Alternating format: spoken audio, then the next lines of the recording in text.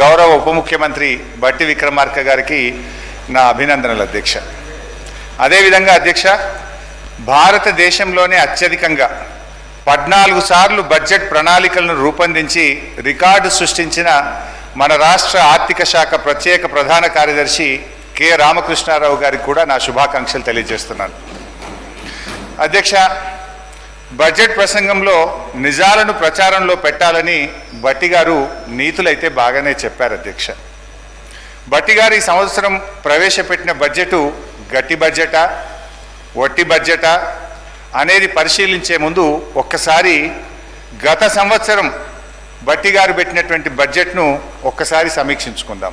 Before we go to this year, ఒకసారి last year Bhatti గారు పెట్టినటువంటి బడ్జెటు ఎలా ఉంది దాన్ని సమీక్షించుకొని నేను ఈ సంవత్సరం బడ్జెట్లోకి వస్తాను అధ్యక్ష. వారు అప్పుడు ఏమన్నారంటే అధ్యక్ష, బట్టి గారు మీరు ప్రసంగం ముందా లాస్ట్ ఇయర్ది పంపాలి నా కాపీ, నాది మొత్తం మీ ప్రసంగంలో నుంచే నా స్పీచ్ ఉంటుంది, పంపంటే ఒక కాపీ పంపుతారు, 2 తెచ్చుకున్నా. అధ్యక్ష, బట్టి గారు గత బడ్జెట్లో పోయినసారి ఇదే సభలో చదివినప్పుడు ఏం చెప్పారంటే అధ్యక్ష,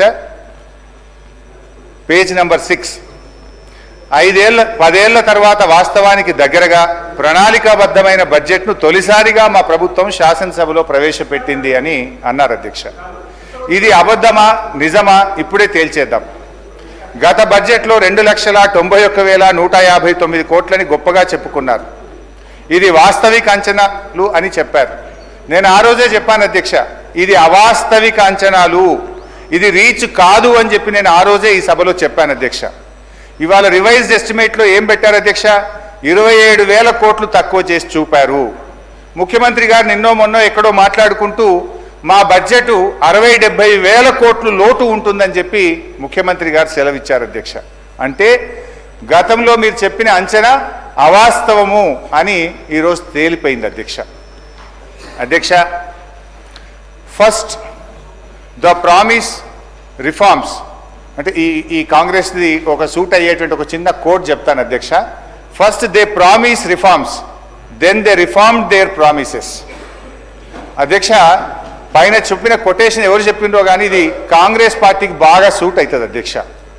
ఎన్నికల ముందు మార్పు పేరిట వాగ్దానాలు ఇచ్చారు, ఎన్నికలయ్యాక ఆ వాగ్దానాలను ఏమార్చారు. సింపుల్గా స్ట్రైట్గా చెప్పాలంటే అధ్యక్ష, ఎన్నికల ముందు ఏమన్నారు, ఎల్ఆర్ఎస్ వద్దు, నో ఎల్ఆర్ఎస్ నో బీఆర్ఎస్ అన్నారు. ఎల్ఆర్ఎస్ ఉచితంగా చేస్తామన్నారు. కానీ ఇప్పుడు ఏమంటున్నారంటే ముక్కుబిండి ఎల్ఆర్ఎస్ వసూలు చేస్తాం, ఎల్ఆర్ఎస్ కట్టాల్సిందే అని ఇలా పేద ప్రజల రక్త మాంసాలు పీల్చి ఇలా ఎల్ఆర్ఎస్ను వసూలు చేస్తూ ఉన్నారు. రెండవది అధ్యక్ష, ఆనాడు బట్టి గారు, సీతక్క గారు, ఉత్తమ్ కుమార్ రెడ్డి గారు ఫార్మాసిటీకి మేము భూములు సేకరిస్తూ ఉంటే ఆ రోజు అక్కడ పాదయాత్ర చేసి పచ్చటి భూములు ఎలా తీసుకుంటారు, మా ప్రభుత్వం అధికారంలోకి వస్తే ఫార్మాసిటీ భూములు తిరిగి వాపస్ ఇస్తాము అన్నారు. ఈరోజు ఏమంటున్నారు అధ్యక్ష, ఇంకా 14,000 లాక్కుంటాం, ఈ 16,000 ఇచ్చులేదు కానీ ఇంకా 14,000 లాక్కుంటామని చెప్పి బలవంతంగా ఇలా రైతుల నుంచి భూములు సేకరించి ఆ ఫార్మాసిటీ పేరును అందంగా ఫ్యూచర్ సిటీ అని చెప్పి పెట్టి ఇవాళ తిరిగి భూములు లాక్కుంటున్నారు అధ్యక్ష. ఆనాడు ప్రభుత్వ భూములు అమ్మితే, నిరర్ధకమైన ఆస్తులు అమ్మితే ప్రభుత్వ భూములు ఎట్లా అమ్ముతారు, ఇది పెద్దలు ఇచ్చిన ఆస్తి, రేపు బొందబెట్టడానికి జాగుండదని గంభీరమైన ఉపన్యాసాలు చేశారు. ఇవాళ ఏమంటున్నారు, బరాబర్ భూములు అమ్ముతామంటున్నారు. ఇవాళ 30,000 కోట్ల రూపాయల భూములు అమ్మకానికి పెట్టినారు అధ్యక్ష. అంటే అప్పుడేమో they promised reforms, now they reform there promises. ఈ రకంగా ఉంది అధ్యక్ష. ఇకపోతే అధ్యక్ష, గత సంవత్సరం బడ్జెట్లో చెప్పిన కొన్ని విషయాలు పరిశీలిద్దాం. పేజ్ నెంబర్ 15 అధ్యక్ష, పోయినసారి బట్టి గారు చెప్పినటువంటి బడ్జెట్లో పేజ్ 15 బట్టి గారు చూసుకోండి. పేజ్ 15లో ఏమన్నారంటే అధ్యక్ష, రైతుకు నిజమైన మేలు జరగాలనే ఉద్దేశంతో మా ప్రభుత్వం ఒక్కసారి 31,000 కోట్ల రుణమాఫీ చేయాలని సంకల్పించింది. ఇప్పటికే ఇచ్చిన మాట ప్రకారంగా 2 లక్షల రుణమాఫీకి అవసరమైన 31,000 కోట్ల రూపాయలను సమీకరించుకున్నాం. అంటే డబ్బులు రెడీ పెట్టుకున్నాం. ఈసారి బడ్జెట్లో ఏం చెప్పిన అధ్యక్ష, 20,000 కోట్లు మాత్రమే చేశారు అని చెప్తున్నారు అధ్యక్ష. పోనీ మిగతాది ఎప్పట్లోగా చేస్తారో చెప్పడం లేదు అధ్యక్ష. ఇంకా ఆ ఉపన్యాసంలో బట్టి గారు ఎంత దూరం పోయి మమ్మల్ని విమర్శించిందంటే అధ్యక్ష, సిగ్గుచేట అధ్యక్ష. చేతగానమ్మకు మాటలు ఎక్కువ అన్నట్లు రుణమాఫీలో పూర్తిగా విఫలమైన గత ప్రభుత్వ నాయకులు మా చిత్తశుద్ధిని శంకిస్తూ ప్రజలను తప్పుదోవ పట్టించేందుకు శతవిధాలా ప్రయత్నం చేస్తున్నాం. ఇవాళ ఎవరు చేతగానోళ్ళు అధ్యక్ష? ఇవాళ చేతగానోళ్ళు ఎవరు? మాట తప్పినోళ్ళు ఎవరు? చిత్తశుద్ధి లేని వాళ్ళు ఎవరో ఈ శాసనసభ సాక్షిగా ఈ రాష్ట్ర ప్రజలందరికీ అర్థమైంది కదా అధ్యక్ష. ఏమైంది 31,000 కోట్లు నిధులు సమీకరించుకున్నామని మీ ప్రసంగంలో చాలా గట్టిగా చెప్పారు కదా, ఏమైంది బట్టి గారు అని చెప్పి నేను అడుగుతా ఉన్నా. అదేవిధంగా పేజ్ నెంబర్ 17 అధ్యక్ష, రైతు భరోసా పేరిట ఎకరానికి 15,000 చెల్లించాలి మా ప్రభుత్వ సంకల్పం అన్నారు. ఏమైంది మీ సంకల్పం? ఎక్కడ పోయింది మీ రైతు భరోసా? పథకం పేరు మార్చారు తప్ప 15,000 ఇవ్వలేదు. పోయిన బడ్జెట్ స్పీచ్ లో 15,000 ఇస్తామని చెప్పి స్పష్టంగా మీ ఉపన్యాసంలో చెప్పారు. వానకాలం ఎగబెట్టిండ్రు, యాసంగికి 12,000 అన్నారు. ఆ 12,000 కూడా సగం మందికి కూడా ఇవ్వని పరిస్థితి ఉన్నది అధ్యక్ష. అధ్యక్ష పేజ్ నెంబర్ 27 అధ్యక్ష, పేజ్ నెంబర్ 27లో బడ్జెట్లో రైతులతో పాటు కౌలు రైతులకు గతంలో కన్నా భిన్నంగా రైతు భరోసా సాయాన్ని ఇవ్వడానికి మార్గదర్శకాలు చేసుకున్నాం. కౌలు రైతులకు రైతు బీమా కూడా ఇస్తాం. ఎంత గొప్పగా చెప్పిండ్రు అధ్యక్ష. అది విన్న కౌలు రైతుల గుండెలు ఉప్పొంగినాయి ఆ రోజు. కానీ ఇవాళ అదే కౌలు రైతుల గుండెలు ఔసిపోతున్నాయి అధ్యక్ష. ఎందుకు ఇప్పుడు ఏమంటున్నారంటే రైతులు కౌలు రైతులు మీరే ఇద్దరు చూసుకోవాలని చెప్పి వ్యవసాయ మంత్రి గారు సెలవిచ్చారు అధ్యక్ష. కౌలు రైతుల బీమా గురించి అయితే మొత్తానికే మర్చిపోయింది అధ్యక్ష. ఈసారి బట్టి గారి బడ్జెట్లో కౌలు రైతుల ప్రస్తావనే లేకుండా పోయింది అధ్యక్ష. ఇకపోతే అధ్యక్ష పేజ్ నెంబర్ 19లో బట్టి గారు ఫసల్ బీమా పథకంలో చేరాం, అమలు చేస్తాం, రైతులు పైసా ఖర్చు లేకుండా మొత్తం ప్రీమియం ప్రభుత్వమే చెల్లిస్తుంది అంటే మేము కూడా సంతోషపడి ఇక్కడ కూర్చొని బల్లలు కొట్టినాం అధ్యక్ష. సంతోషపడ్డాం అధ్యక్ష. బడ్జెట్లో 1,300 కోట్ల రూపాయలు పెట్టామని చెప్పారు. మరి ఏమైంది? ₹1 విడుదల చేసింది లేదు, ఫసల్ బీమా అమలు చేసింది లేదు. రైతులు వడగళ్ల వాన వల్లనో అకాల వర్షాల వల్ల నష్టపోయిన రైతులకు కన్నీళ్లే మిగిల్చింది తప్ప ₹1 కూడా ఈ ప్రభుత్వం బీమా కింద చెల్లించలేదు అని చెప్పి నేను మనవి చేస్తా ఉన్నాను అధ్యక్ష. ఇక మహిళల గురించి బట్టి గారు 34వ పేజ్ చాలా గొప్పగా చెప్పారు. పేజ్ 34లో వచ్చే 5 సంవత్సరాల్లో ₹1,00,000 వడ్డీ లేని రుణాలు అందించాలని మా ప్రభుత్వం సంకల్పించింది. ఇది పోయిన బడ్జెట్లో చెప్పారు, ఈ బడ్జెట్లో కూడా చెప్పారు అధ్యక్ష. ఏంటి అధ్యక్ష నిజాలేంటి అధ్యక్ష? ఈ ఆర్థిక సంవత్సరంలో వడ్డీ లేని రుణాలకు సంబంధించి ఈ రోజు వరకు ₹1 కూడా ఈ ప్రభుత్వం విడుదల చేయలేదు. వడ్డీ లేని రుణాల పరిమితిని గత ప్రభుత్వంలో మేమిచ్చిన 5 లక్షల రూపాయలకు పెంచింది, 5 లక్షల రూపాయల కంటే ఎక్కువ పెంచింది లేదు. ఇదే శాసనసభలో గత శాసనసభలో మేము అడిగిన ప్రశ్నకు సమాధానంగా 5 లక్షల రూపాయల వరకు మాత్రమే వడ్డీ లేని రుణం వర్తిస్తుందని ఇది అసెంబ్లీ ఆన్సర్ అధ్యక్ష. ఇదే అసెంబ్లీలో నేను అడిగిన ప్రశ్నకే మీరు మహిళలు తీసుకున్న మొత్తం రుణాలకు వడ్డీ లేని రుణం ఇస్తారా? ఏ రకమైన పద్ధతుల్లో మీరు మహిళలకు వడ్డీ లేని రుణం అందిస్తారు అంటే ఆనాటి బీఆర్ఎస్ ప్రభుత్వం ఇచ్చిన జీవో 15కు అనుగుణంగా జీవో 27 12/3/2015లో బీఆర్ఎస్ ప్రభుత్వం ఇచ్చిన జీవో ప్రకారమే 5 లక్షల రూపాయల వరకు మాత్రమే వడ్డీ లేని రుణం వర్తిస్తుందో అని ఇదే అసెంబ్లీలో చెప్పారు. మరి ఇదే అసెంబ్లీలో బట్టి గారు లేచి మహిళలు తీసుకున్న మొత్తం రుణాలకు వడ్డీ లేని రుణం వర్తిస్తుంది అంటున్నారు. అంటే మహిళా మంత్రి సీతక్క గారు చెప్పింది నిజమా? ఆర్థిక మంత్రి బట్టి గారు చెప్పింది నిజమా? ఎంతకాలం మహిళలు ఈ రకంగా మోసం చేస్తారు? నేను బట్టి గారిని సూటిగా అడుగుతా ఉన్నాను అధ్యక్ష. మహిళా సంఘాలు తీసుకున్న మొత్తం రుణానికి వడ్డీ లేని రుణం వర్తించినట్టయితే ఆ ఉత్తర్వులు సభ ముందు పెట్టండి, ఆ ఉత్తర్వులు మాకు అందించండి. లేదంటే ఈ సభను తప్పుదోవ పట్టించినందుకు, మహిళా లోకాన్ని మోసం చేసినందుకు బేషరతుగా క్షమాపణ చెప్పాలని చెప్పి నేను డిమాండ్ చేస్తా ఉన్నాను అధ్యక్ష.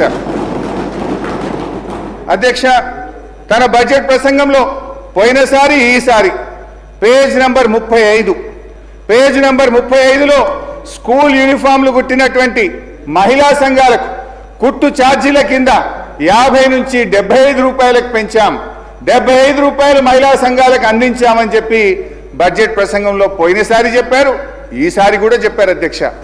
నేను బట్టి గారిని అడుగుతా ఉన్నా, ఈ రాష్ట్రంలో ఏ ఒక్క గ్రామంలోనైనా ఏ ఒక్క మహిళా సంఘానికైనా 75 రూపాయల కుట్టుకూలి అందించుంటే ఆ మహిళా సంఘం పేరు చెప్పండి, ఆ గ్రామం పేరు చెప్పండి, లేదా క్షమాపణ చెప్పండి అని చెప్పి నేను కోరుతా ఉన్నాను అధ్యక్ష. ఇకపోతే ఇందిరమ్మ ఇండ్లు బడ్జెట్ బుక్లో పోయినసారి పేజ్ నంబర్ 27లో ప్రతి నియోజకవర్గానికి 3,500 ఇండ్ల చొప్పున 4,50,000 ఇండ్లు కడతామని దానికి బడ్జెట్లో నిధులు పెట్టామని చెప్పారు అధ్యక్ష. మేము కూడా బల్లలు కొట్టినాం, వాళ్ళు కూడా బల్లలు కొట్టిండ్రు, నిజంగానే వచ్చేసిన ఇండ్లు అనుకున్నాం అధ్యక్ష.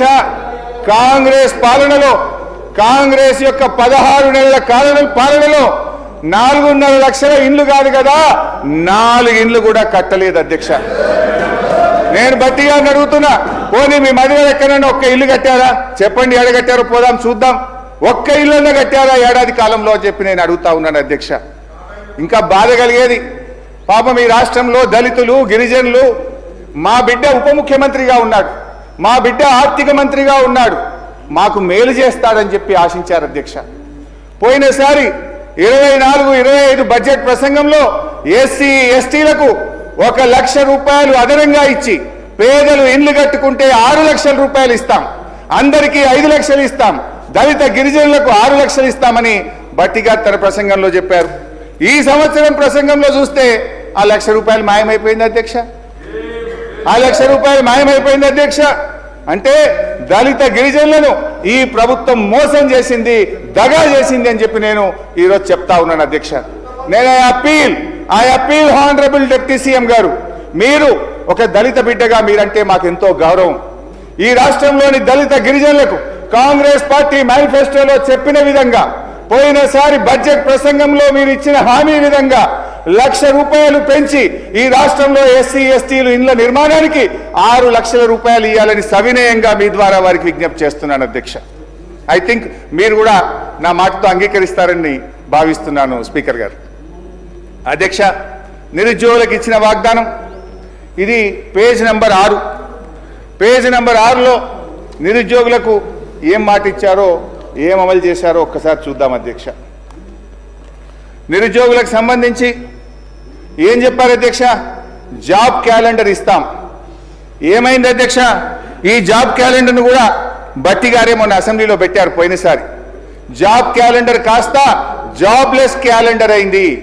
ఏమైంది జాబ్ క్యాలెండర్ అని నిరుద్యోగ యువకులు అడిగితే ఇవాళ అశోక్ నగర్లో వాళ్ళ వీపులు పగలగొడుతున్నటువంటి పరిస్థితి అధ్యక్ష. ఇగో ఇది అధ్యక్ష, నేను ఎక్కడ కూడా తప్పు మాట్లాడాను, ఆధారం లేకుండా మాట్లాడాను. ఇది బట్టి గారు అసెంబ్లీలో ప్రవేశపెట్టిన జాబ్ క్యాలెండర్. ఆ రోజు దీని మీద చర్చించాలని నేను ఇక్కడి నుంచి లేచి ఎంత మొత్తుకున్నా బట్టి గారు కుర్చీలో నుంచి లేచి లోపలికి వెళ్ళిపోయినరు. ఈ జాబ్ క్యాలెండర్ మీద ఆ రోజు చర్చ జరగలేదు. ఈ జాబ్ క్యాలెండర్లో ఏముంది అధ్యక్ష? ఒక్కటన్నా అమలైందా? జాబ్ క్యాలెండర్ జాబ్లెస్ క్యాలెండర్ అయింది అధ్యక్ష. ఈ జాబ్ క్యాలెండర్లో అక్టోబర్ 2024 గ్రూప్ 1 నోటిఫికేషన్ ఇస్తామని చెప్పారు. అక్టోబర్ 24 ట్రాన్స్కో జెన్కోలో నోటిఫికేషన్ ఇస్తామని చెప్పారు. అదేవిధంగా గెజిటెడ్ ఆల్ ఇంజనీరింగ్ డిపార్ట్మెంట్స్లో AEE నియామకానికి అక్టోబర్ 2024లో నోటిఫికేషన్ ఇస్తామన్నారు. జనవరిలో degree and above level professional services యొక్క గెజిటెడ్ పోస్ట్ నోటిఫికేషన్ ఇస్తామన్నారు. ఫిబ్రవరి 25లో సెకండ్ డిఎస్సి ఇస్తామన్నారు. ఫిబ్రవరి 25లో ఫారెస్ట్ బీట్ ఆఫీసర్ నోటిఫికేషన్ ఇస్తామన్నారు. ఇంకా చాలా ఉన్నాయి. ఒక్క నోటిఫికేషన్ అని ఇచ్చిందా అధ్యక్ష? ఒక్క నోటిఫికేషన్ అని ఇచ్చారా అని నేను అడుగుతా ఉన్నాను అధ్యక్ష. అదేవిధంగా బడ్జెట్ బుక్లో RRR అధ్యక్ష, RRR విషయంలో పోయినసారి బడ్జెట్లో బట్టి గారు చెప్పారు. ఏం చెప్పారు అధ్యక్ష? మేము చాలా అద్భుతంగా RRR సాధించాం. వాస్తవానికి 2022లోనే మా ప్రభుత్వమే RRR ఉత్తర భాగానికి అనుమతులు తెచ్చింది. సరే, మీరు చెప్పారు, సంతోషం. ఏం చెప్పినారు బడ్జెట్లో? దీని నిర్మాణానికి తగిన భూమి సేకరించడానికి ప్రయత్నం జరుగుతూ ఉంది. దీనికోసం బడ్జెట్లో 1525 కోట్ల రూపాయలు పెట్టానని బట్టి గారు చెప్పారు. నేను అడుగుతా ఉన్న, ఏడాది అయిపోయింది, మళ్ళీ బడ్జెట్ పెట్టారు. ఒక్క రూపాయన్న చెల్లించారా? ఒక్క ఎకరమన్న భూసేకరణ చేశారా? ఒక్క కిలోమీటర్ అయినా రోడ్డు వేశారా? అంతా అబద్ధం అధ్యక్ష. ఇకపోతే ఇరిగేషన్ రంగంలో బట్టి గారు పేజ్ నంబర్ 62 పోయినసారి 2024-25 తన బడ్జెట్ ప్రసంగంలో ఈ ఆర్థిక సంవత్సరంలో 6 పెండింగ్ ప్రాజెక్టులను పూర్తి చేస్తాం, 6.5 లక్షల ఎకరాలకు నీళ్లు ఇస్తామన్నారు. నేను అడుగుతా ఉన్న బట్టి గారిని, ఏ 6 ప్రాజెక్టులు పూర్తి చేశారో 6 ప్రాజెక్టుల పేరు చెప్పండి, ఎన్ని ఎకరాల ఆయకట్టు ఇచ్చారో వివరాలు చెప్పండి అని చెప్పి నేను మీ ద్వారా బట్టి గారిని కోరుతా ఉన్నా అధ్యక్ష. అంకెల గారడి తప్ప అమలు ఉండదా అని చెప్పి నేను మిమ్మల్ని అడుగుతా ఉన్నా అధ్యక్ష. ఇంత దారుణంగా ఉంటుందా? మీ ప్రసంగాలు, మీ బడ్జెట్ లెక్కలు చూస్తున్న ప్రజలు ఏమనుకుంటారో అనే కనీస ఆలోచన, విజ్ఞత కూడా ఉండదా అని చెప్పి నేను అడుగుతా ఉన్నాను అధ్యక్ష. బడ్జెట్ అంటే అధ్యక్ష లెక్కలు కాదు, బడ్జెట్ అంటే అంకెలు కాదు, బడ్జెట్ అంటే ఒక భరోసా, బడ్జెట్ అంటే రాష్ట్ర భవిష్యత్తు, బడ్జెట్ అంటే బ్రతుకుదెరువు, బడ్జెట్ అంటే బాధలు తీర్చాలి. కానీ వీళ్ళ బడ్జెట్ అధ్యక్ష చెప్పిన దాంట్లో ఒక్కటి కూడా అమలు చేయకుండా అంకెల గారడితో ప్రజల్ని మాయ చేసేటువంటి ప్రయత్నం చేశారు అధ్యక్ష. అధ్యక్ష అంకెలు చూస్తే ఆర్భాటం, పనులు చూస్తే డొల్లతనం. ఇది గత బడ్జెట్ కథ, ఇది గత బడ్జెట్ కథ. ఇక వర్ధమానానికి ఈ సంవత్సరం బడ్జెట్లోకి వద్దాం అధ్యక్ష. ఇక ఈ సంవత్సరం బడ్జెట్లోకి వద్దాం అధ్యక్ష. ఈ బడ్జెట్లో బట్టి గారు పేరా నంబర్ 62, బట్టి గారు పేరా నంబర్ 62లో ఒక మాట చెప్పారు అధ్యక్ష. నది దాటేదాకా ఓడమల్లయ్య, దాటిన తర్వాత బోడమల్లయ్య అని పేరా 62లో బట్టి గారు చెప్పారు అధ్యక్ష. ఇది కాంగ్రెస్ పార్టీకి బాగా సూట్ అవుతుంది. నిజమే చెప్పారు అధ్యక్ష, నిజమే చెప్పారు అధ్యక్ష. ఓడ దాటేదాకా ఓడమల్లప్ప, ఓడ దాటినాక బోడమల్లప్ప. ఎందుకంటే అధ్యక్ష ఎన్నికల ముందు వాగ్దానాల జాతర చేశారు, ఎన్నికలు కాగానే వాటిని పాతర వేశారు.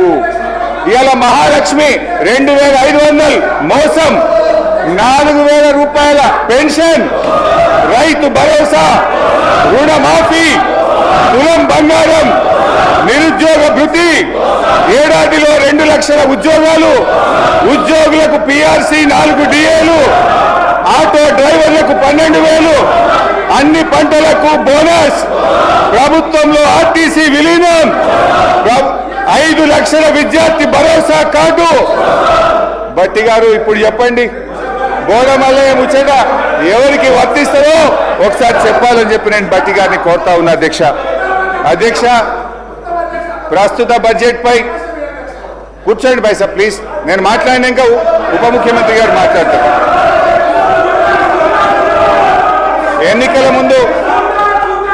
ఎన్నికల ముందు ఒక ప్రముఖ టీవీ ఛానల్ ఇంటర్వ్యూలో బట్టి గారు ఒక జర్నలిస్ట్, రాష్ట్ర ఆదాయానికి మీరు చేస్తున్న వాగ్దానాలకు మధ్య తీవ్ర అంతరం ఉంది, ఎలా అమలు చేస్తారని అడిగారు అధ్యక్ష. బట్టి గారు జవాబిస్తూ, మా కాంగ్రెస్ పార్టీకి 100 సంవత్సరాల అనుభవం ఉంది, ఆదాయం ఎలా పెంచుకోవాలో మాకు బాగా తెలుసు, మా వ్యూహాలు మాకున్నాయి, ఆదాయాన్ని పెంచుతాం, హామీలన్నీ నెరవేరుస్తామని చాలా కాన్ఫిడెంట్ గా ఆ రోజు ఎన్నికల ముందు బట్టి గారు చెప్పారు. ఎన్నికల ముందు చెప్పారు, ప్రజల్ని నమ్మించే ప్రయత్నం చేశారు అధ్యక్ష. అయితే ఈ 15 నెలల ఆచరణలో ఏం జరిగిందో, ఏం ఒరిగిందో మనతో పాటు రాష్ట్ర ప్రజలందరికీ తెలుసు. వాస్తవిక బడ్జెట్ అంటూ డాంబికంగా ప్రవేశపెట్టిన గత బడ్జెట్ ఏమైందో చూశాం. ఇప్పుడు మళ్ళీ 3,04,965 కోట్ల రూపాయల బడ్జెట్ అని మరో గాలిమేడ కట్టారు అధ్యక్ష.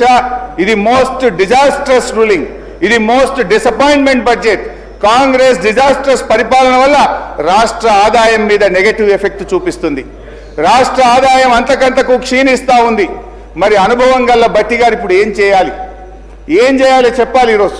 ఎందుకంటే అయితే తమ యొక్క పరిపాలన వైఫల్యాలను సరి చేసుకోవాలి, లేదంటే రేవంత్ రెడ్డి గారి ఫార్ములా ప్రకారం ప్రభుత్వ భూములు అమ్మాలి. ఏనుముల వారి పాలనలో మరి ఎన్ని భూములు కథం పట్టిస్తారో తెలియదు అధ్యక్ష. ఎందుకంటే అధ్యక్ష గచ్చిబౌలిలో 400 ఎకరాలను వేలం చేయడం ద్వారా 30,000 కోట్లు రాబట్టాలని నిర్ణయించారు. ఇప్పటికే టీజీఏసీ భూములు తాకట్టు పెట్టి 10,000 కోట్ల రూపాయలు అప్పు తెచ్చారు. ఇప్పుడేమో హెచ్ఎండిఏ ఆస్తులు తాకట్టు పెట్టి మరో 20,000 కోట్ల అప్పు తెస్తామని మొన్ననే అసెంబ్లీలో సమాధానం చెప్పారు. హెచ్ఎండబ్ల్యూఎస్ఎస్ జిహెచ్ఎంసీ ఆస్తులు తాకట్టు పెట్టి మరో 20,000 కోట్లు అప్పు తెచ్చే ప్రయత్నం చేస్తున్నారు. హౌసింగ్ బోర్డు భూములు అమ్మకం ఇప్పటికే షురువైపోయింది.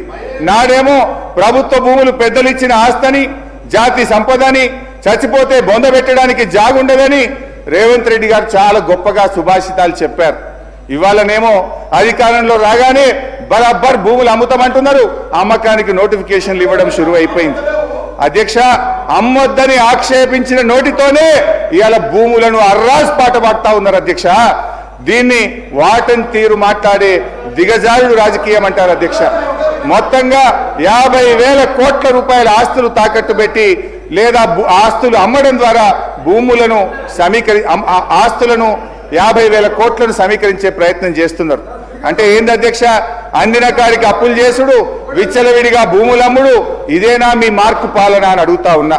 తన పరిపాలన నెగటివ్ ఎఫెక్ట్ వల్ల రాష్ట్ర ఆర్థిక వృద్ధి రేటు తగ్గిపోతుంది. తన వైఫల్యాన్ని కప్పుపుచ్చుకోవడానికి ఈ మధ్య కొత్త వాదన శురు చేశారు. ఏంటంటే అధ్యక్ష, దేశమంతా ఆర్థిక మాంద్యం ఉందని, అందుకే ఆదాయం తగ్గిందని సెలవిస్తున్నారు. అధ్యక్ష, ఒక నిమిషం వినాలి సార్, మంత్రి గారు వినండి. అధ్యక్ష, కర్ణాటక, మహారాష్ట్ర, తమిళనాడు, ఆంధ్రప్రదేశ్ సహా దేశంలో ఎక్కడా కనిపించని ఆర్థిక మాంద్యం ఇవాళ తెలంగాణలో మాత్రమే ఎందుకుంది? అంతా నాకే తెలుసు, అందుకే అంతా నాకే తెలుసని ఈ ప్రభుత్వం, ఈ ముఖ్యమంత్రి గారు అహంకారంతో, అజ్ఞానంతో, అనాలోచిత నిర్ణయాల వల్ల రాష్ట్ర ఆదాయం కుంటుపడ్డది. తన వైఫల్యాన్ని కప్పుపుచ్చుకోవడానికి ఆర్థిక మాంద్యం వచ్చిందని, ప్రపంచమే స్లో డౌన్ అయిందని ప్రవచనాలు ప్రారంభించారు. ఏ రాష్ట్రానికి లేని ఆర్థిక మాంద్యం తెలంగాణకే వచ్చిందా? మీ నెగటివ్ పాలసీల వల్ల, మీ రివెంజ్ పాలిటిక్స్ వల్ల ఈరోజు రాష్ట్ర ఆదాయం తగ్గుతా ఉన్నది. రేవంత్ గారు పాదం స్పీకర్ సార్, మీ ధన్యవాదాలు సార్. హరీష్ రావు గారు కూడా రిక్వెస్ట్ చేస్తున్నారు. ఒకటే సార్, ఎక్కువ ఇంటర్వ్యూ చేయను. అరే నీకు చెప్పకపోతే భయపడితే ఎట్లా? సార్ హరీష్ రావు గారు అమ్మకాల గురించి ఇతర విషయాలు చెప్తున్నారు. నేను ఒకటే మీరు పర్మిషన్ లేని సార్ ఎట్లా ఈ రాష్ట్రాన్ని సార్ ఒక దేశ చరిత్రలో ఎక్కడ లేని విధంగా ఎన్నికల ముందు ఒక 2 మాసాల ముందు ఔటర్ రింగ్ రోడ్ అనే రోడ్డుని ఫ్యూచర్ హైదరాబాద్ డెవలప్ చేయడానికి గతంలో హైటెక్ సిటీ కట్టి ఆ తర్వాత ఇంకా కూడా ఎక్స్పెన్షన్ చేయాలంటే ఔటర్ రింగ్ రోడ్ కాంగ్రెస్ ప్రభుత్వం రాజశేఖర రెడ్డి గారు ముఖ్యమంత్రిగా ఉన్నప్పుడు ఔటర్ రింగ్ రోడ్ వేసి అక్కడే జిఎంఆర్ ఎయిర్పోర్ట్ కట్టి అక్కడనే ఫైనాన్షియల్ డిస్ట్రిక్ట్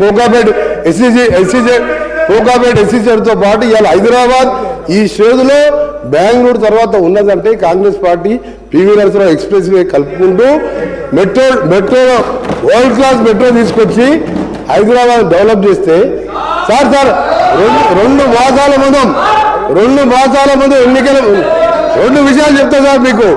మన తెలంగాణ సభ్య సమాజం తలదించుకునే విధంగా ఔటర్ రింగ్ రోడ్డుని కమిషన్ కక్కుర్తుపడి 7,300 కోట్లకు రోడ్డు రంపిన ధర చరిత్ర ఈయన సార్ వీళ్ళది. రెండవది సార్ ఎక్సైజ్ ఎప్పటివరకు ఉంటుంది సార్? ఎక్సైజ్ షాప్స్ రెస్టారెంట్ది ఇంకా 3 నెలల సమయం ఉంటే 3 నెలల ముందే అప్లికేషన్ తీసుకొని నిరుద్యోగుల దగ్గర 2,000 కోట్ల రూపాయల నాన్ రిఫండబుల్ పేరు మీద వసూలు చేసి షాపులు కేటాయించుకొని ఎన్నికల ముందు చేసిన కథలు. ఇక భూముల అమ్మకాలు, కోకాపేట్ల యాక్షన్లు, వీళ్ళ బిరామీలు 100 కోట్ల లెక్క పెట్టిన భూముల చరిత్ర మేము చెప్తాం, ఆ రిప్లై చెప్తాం. హరీష్ రావు గారు దేశంలో, రాష్ట్రంలో, మన దేశంలో కాదు ప్రపంచంలో ఎక్కడ కూడా మీ కట్టిన రోడ్డు విలువ అధ్యక్ష ఆ కన్స్ట్రక్షన్ కాస్తే 6,500 కోట్లు. రోడ్డు ల్యాండ్ ఎక్వేషన్ కలితే కదా ఆ రోడ్డు విలువ 1,00,000 కోట్ల పైన ఉంటుంది అధ్యక్ష. రోడ్డు నమ్ముకుంటారు అధ్యక్ష ఎవరైనా? ఈయన భూముల అమ్మకాల గురించి మాట్లాడుతున్నాడు. హరీష్ రావు గారు భూముల అమ్మకాలు మాట్లాడుతున్నారు. హరీష్ రావు గారు మొత్తం తెలియదు అధ్యక్ష. హరీష్ రావు ముందు పెట్టి మాట్లాడిపిస్తారు, వెనక నడిపించే 2-3 ఉన్నారు. హరీష్ రావు మొత్తం తెలియదు. దయచేసి మీ చరిత్ర తెలుసుకొని మాట్లాడండి.